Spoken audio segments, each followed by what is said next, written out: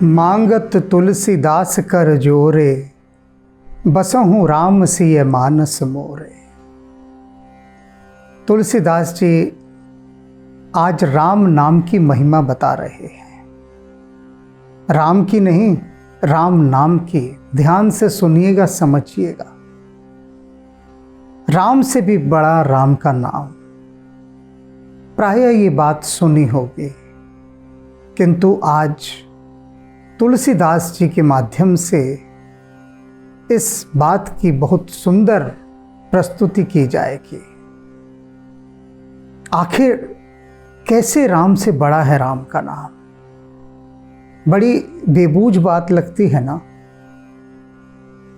कि जिसका नाम उससे भी बड़ा उसका नाम।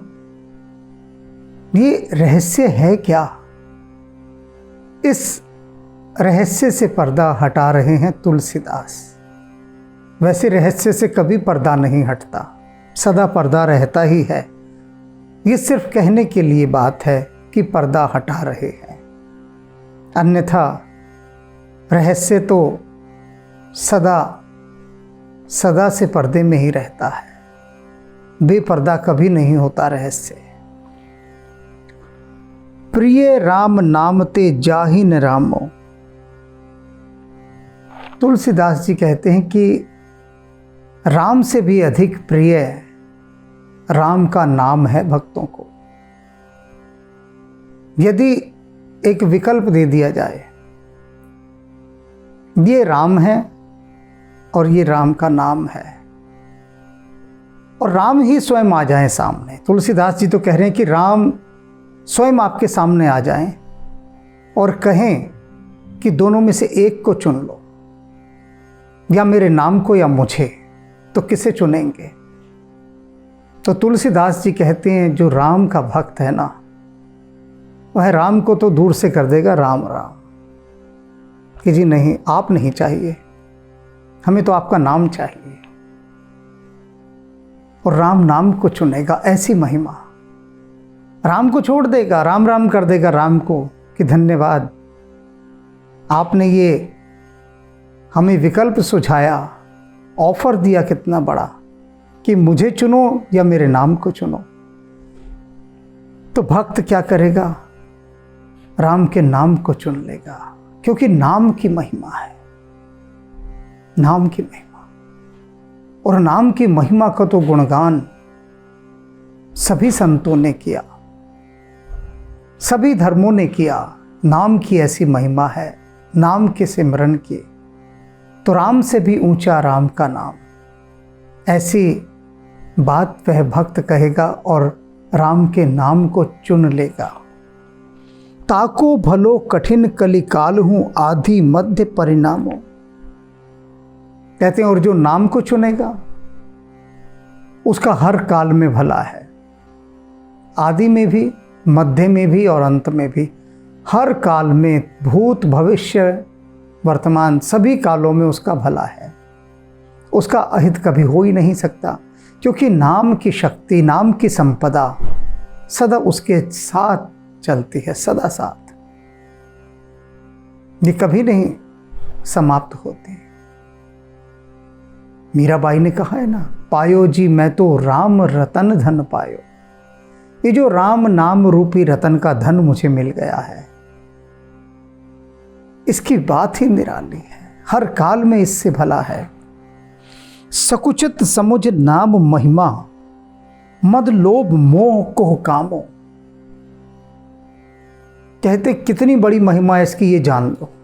तुलसीदास जी कह रहे हैं कि मैं राम से भी बड़ी राम के नाम की महिमा बता रहा हूं ना, तो वह जान लो क्या है, कि वे भक्त जो राम को भी छोड़कर राम का नाम चुनते हैं, और ऐसी बात जब सुनते हैं कौन? मद, नशा, लोभ, मोह, कोह, काम, क्रोध, काम, मोह, मद, लोभ, ये सब ये सुनते हैं कि अरे उस व्यक्ति को राम के दर्शन हुए और राम ने कहा मुझे चुनो या मेरा नाम चुनो, और उस व्यक्ति ने देखो कितना बड़ा त्याग किया, लोभ ही छोड़ दिया राम का। राम स्वयं कह रहे हैं कि मुझे चुन लो भाई, मेरे नाम में क्या रखा है, छोड़ो मेरे नाम को। और भक्त कह रहे हैं नहीं, आप नहीं चाहिए, आपका नाम चाहिए। तो यह देखकर जो लोभ, क्रोध, मोह, घृणा, मद, ये जितने भी मनोविकार हैं, जितने भी दोष हैं तो ये बहुत ही निर्लज्ज, ये सारे दोष। लेकिन इन निर्लज्जों को भी लाज आ जाती है, ऐसे भक्त को देखकर सकुचा जाते हैं और कहते हैं कि नहीं, इस भक्त के पास हमें नहीं जाना। जिसने राम को भी छोड़ दिया और राम के नाम को चुना, नाम की ऐसी महिमा। राम का क्या है, अभी इधर उधर निकल जाए राम तो कोई भी रावण उठा कर ले जाएगा। राम पर ज्यादा भरोसा नहीं किया जा सकता, लेकिन नाम पर किया जा सकता है। नाम पर कृष्ण नहीं थे, कृष्ण का नाम था। द्रौपदी की लाज रह गए। कितनी कितनी घटनाएं हैं, कितनी कितनी घटनाएं कि जब राम नहीं थे, बस राम का नाम था। राम वहां उपस्थित नहीं थे, बस राम का नाम लिया गया और बात बन गई।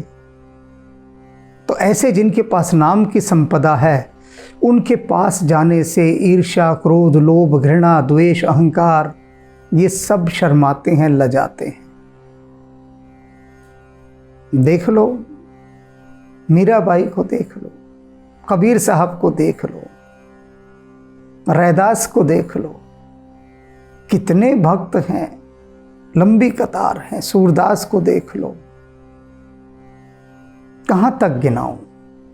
ये कुछ 2-4 भक्त शिरोमणि हैं जिनके नाम ले दिए, इनमें सब आ जाते हैं, सब आ जाते हैं, सब।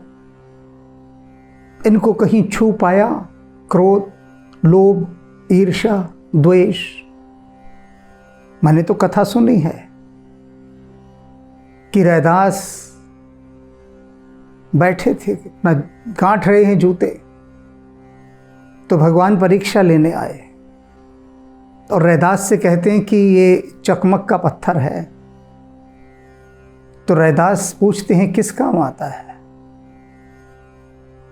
तो कहने लगे प्रभु कि ये जिस चीज को छू दोगे ना लोहे को, वो सोना हो जाएगी। और वो वेश बदल कर आए थे कि मेरा चकमक पत्थर है, ये रख लो, मैं तीर्थ यात्रा से लौटूंगा तब दे देना। रैदास ने कहा कि भैया हम तो अपना काम में लगे हैं, ये कुटिया है, जहां तुमको ठीक लगता है वहां रख दो।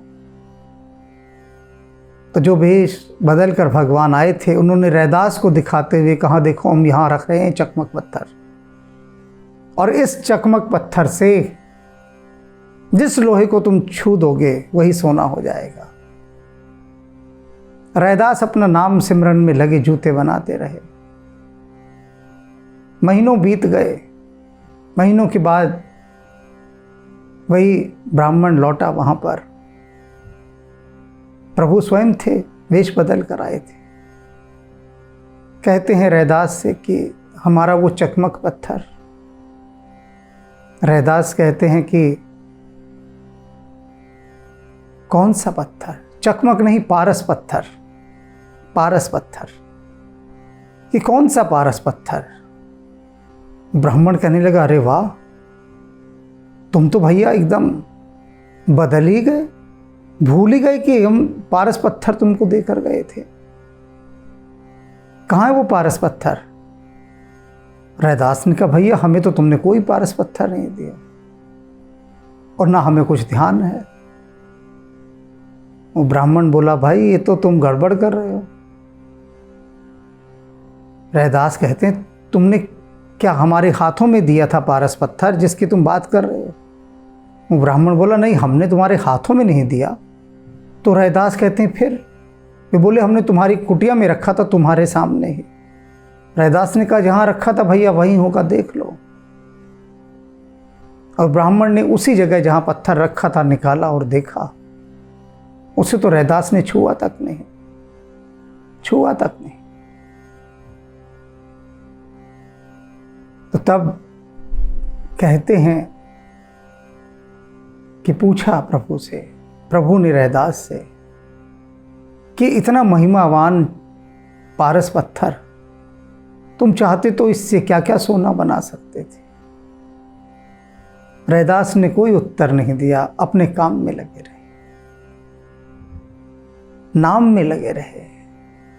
वही बात इस सुंदर लोक कथा के माध्यम से वही बात यहाँ कही गई है कि जिन्हें राम नाम का आसरा होता है, जो राम के नाम में डूबे रहते हैं, उनसे तो ये लोभ, मोह, क्रोध, काम सब दूर दूर रहते हैं, लजा जाते हैं वहाँ जाते हुए।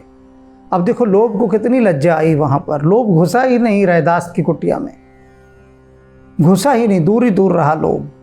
तो रैदास को पता ही नहीं, कह दिया भैया मैं छूऊंगा भी नहीं, तुम्हारी चीज तुम रख जाओ कहीं पर, मुझे क्या लेना देना। जिसे नाम की संपदा मिल गई उसे फिर क्या सरोकार बाकी कूड़े कबाड़े से। तो ये महिमा है। सकुचत समझ नाम महिमा मद लोभ मोह को कामो, राम नाम जप निरंतर सुजन पर करत छाऊं घोर घामो। कि वे सज्जन, वे साधुजन जो निरंतर राम नाम ही जपते रहते हैं, सतत राम नाम में लीन रहते हैं, उन पर तो ये जो घोर घाम है ना, यानी भयंकर धूप, वह भयंकर धूप भी उन पर आकर छाया कर देती है। अर्थात उन्हें कोई दुख नहीं व्यापता। कठिन से कठिन दुख भी सुशीतल छाया में बदल जाता है। जिससे रो पर तू स्वामी सो दुख कैसा पावे। तो ये जो राम नाम का स्वामी है, ये जिसके ऊपर होता है, नाम की संपदा जिसके ऊपर होती है, नाम का स्वामी जिसके ऊपर अपना वरद हस्त रख देता है, उसे फिर कैसा दुख, कौन सा दुख, किसका दुख। नाम प्रभाव सही जो कहे को सिला सुर रूह जामो। कह रहे हैं तुलसीदास सुनो, नाम पर संदेह मत करना, राम के नाम पर। यदि कोई कहे कि मैंने राम नाम के प्रभाव से चट्टान में कमल का फूल खिलता देखा है, तो तुम हाथ जोड़कर नमस्कार कर देना और कहना सत्य, बिल्कुल हो सकता है। राम नाम की महिमा से क्या नहीं हो सकता। स्वभावतः कमल कभी चट्टान में नहीं खिलता, जल में खिलता है, कीचड़ में खिलता है। कमल तो खिलता है कीचड़ में। अब कोई कह दे कि मैंने चट्टान में कमल खिला देखा, तो समझ लेना राम की कोई महिमा है, कोई लीला है।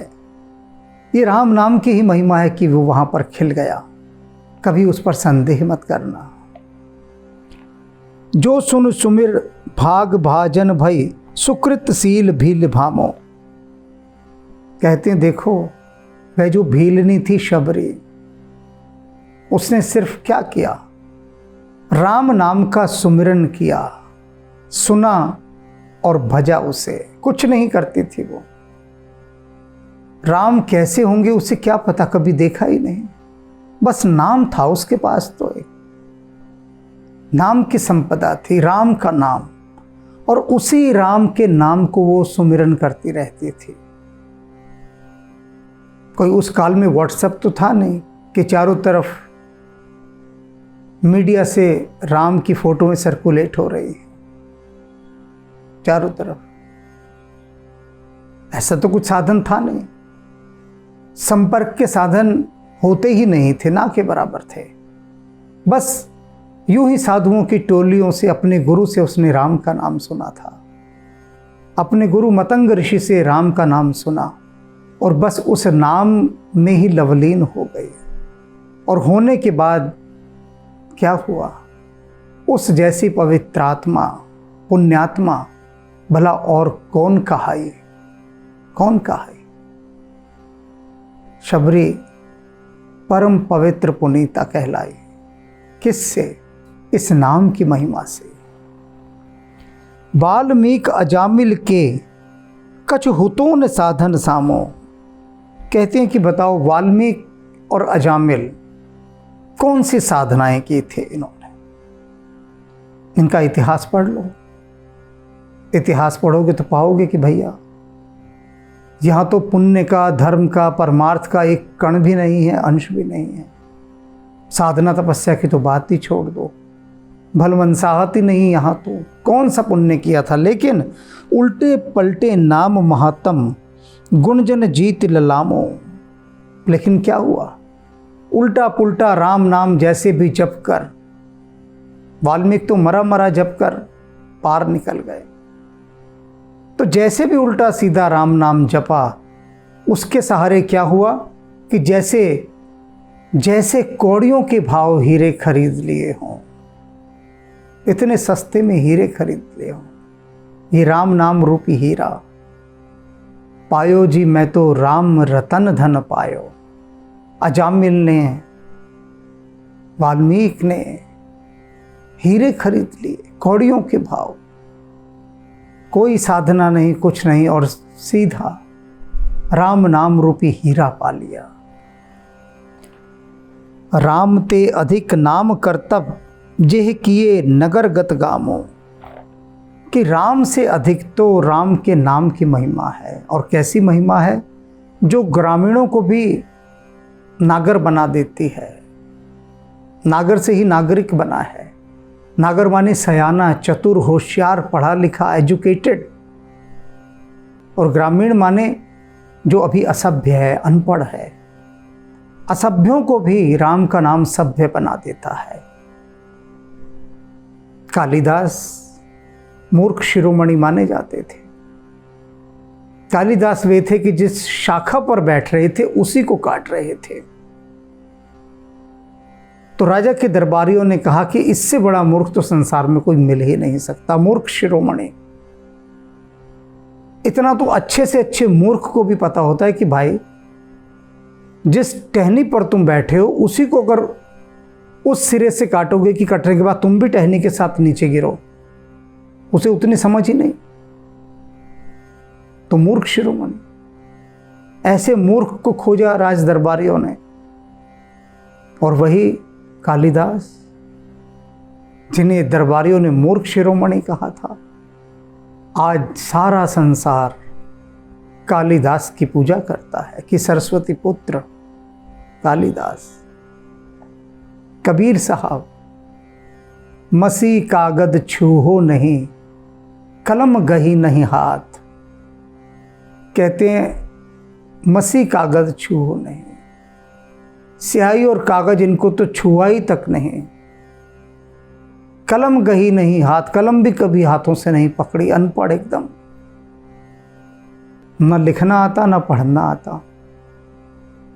और कबीर साहब ने जो कहा, जो उतरा कबीर साहब के भीतर, उन कबीर साहब को पढ़ाने के लिए पीएचडी के लेवल के प्रोफेसर चाहिए होते हैं। देख लो, एक अनपढ़ ने जिन रचनाओं को आविर्भूत किया, उसे पढ़ाने के लिए बड़े बड़े पीएचडी स्कॉलर्स चाहिए होते हैं, बड़े बड़े पीएचडी। फिर भी वे कबीर को नहीं समझा पाते। फिर भी, क्योंकि कबीर साहब की वाणी परमात्मा की वाणी है। कबीर साहब ने कुछ जोड़ तोड़ करके शब्दों को जोड़ा थोड़ी ना है। कबीर साहब तो बस एक बांस की खाली पोंगरी बन गए। कबीर साहब ने स्वयं को परमात्मा के होठों पर धर दिया। अब जो संगीत आ रहा है वो परमात्मा का है। कबीर साहब तो बांसुरी बन गए हैं, बांसुरी। तो कह रहे हैं तुलसीदास कि ये जो राम के नाम की महिमा है, ये अनपढ़ों को, असभ्यों को भी नागरिक बना देती है, नागर बना देती है, चतुर सुजान बना देती है। ऐसी महिमा है नाम की। भय बजाई दाहिने जो, जप तुलसीदास से बामो। तुलसीदास जी कहते हैं, मैंने ये तो इतने सारे उदाहरण दिए, दूसरों के उदाहरण दिए। तुलसीदास जी कहते हैं, मैं स्वयं इस बात का उदाहरण, मैं स्वयं, औरों के तो छोड़ दो, और मैं डंके की चोट पर ये बात कहता हूँ, डंके की चोट पर।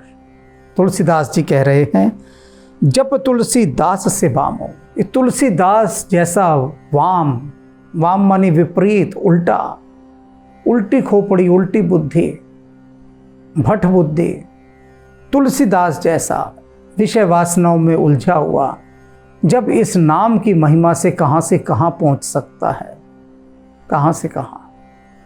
तब उनका मैं क्या कहूँ जो निरंतर राम के नाम में रहते हैं।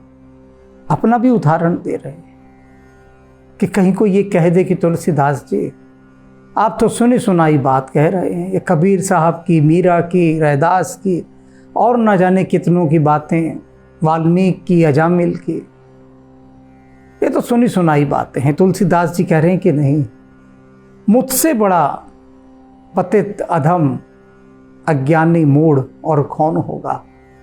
और राम नाम की महिमा से देखो मैं क्या हो गया। मैं तो ये डंके की चोट पर कह रहा हूं कि राम से बड़ा राम का नाम।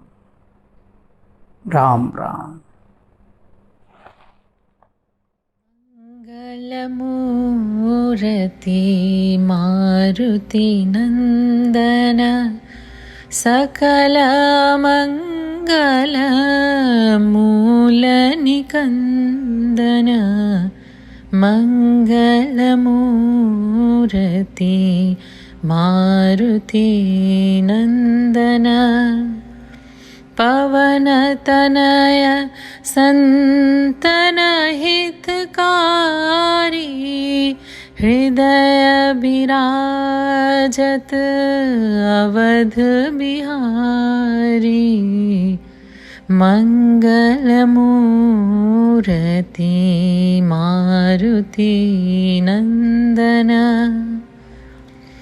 मात पिता गुरु गणपति शारद शिवा समेत शंभु शुक नारद मंगल मूर्ति मारुति नंदन जय जय जय हनुमान गोसाई कृपा करहु गुरु देव की नाई मंगल मूर्ति मारुति नंदन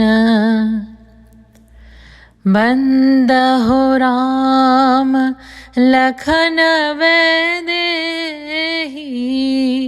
यह तुलसी के परम स्नेही मंगल मूर्ति मारुति नंदन सकल मंगल मूल निकंदन मंगल मूर्ति मारुति नंदन।